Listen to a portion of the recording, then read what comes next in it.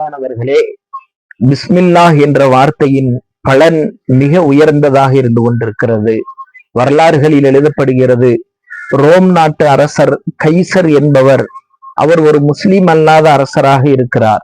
ஆனால் ஹஜ்ரத் சையதுனா உமர் ரலியல்லாஹு அன்ஹு அவர்களினுடைய ஆட்சி காலம், அவர்களுடைய நண்பராக இருக்கிறார்கள்.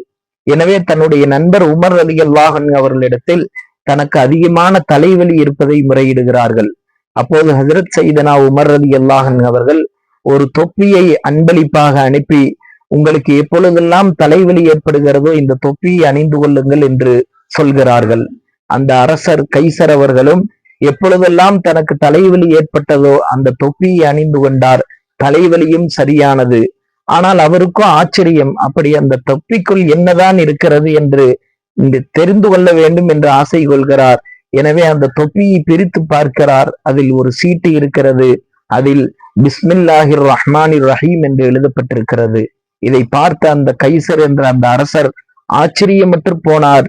குரானினுடைய ஒரு வசனம், அதற்கே அல்லாஹ் இவ்வளவு பெரிய சக்தியை வைத்திருக்கிறான் என்று சொன்னால், இந்த இஸ்லாம் என்ற முழு தீன், முழு மார்க்கம் எவ்வளவு சக்தி உள்ளதாக இருக்கும் என்பதை விளங்கிய அவர் இஸ்லாத்தை ஏற்றுக்கொண்டார் என்று நாம் பார்க்கிறோம். எனவே பிஸ்மில்லா என்ற அந்த வார்த்தை அவ்வளவு சக்தி மிக்கதாக இருக்கிறது.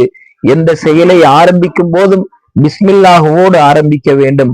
ஒவ்வொரு சமயத்திலும் பிஸ்மில்லாவை உபயோகிக்க வேண்டும். அதன் சக்தி அளப்பெரியது. அல்லாஹு தாலா நமக்கும் அதிகம் அதிகம் பிஸ்மில்லாஹுவை மொழிகிற, பயன்படுத்துகிற பாக்கியத்தை தந்தருள்வானாக.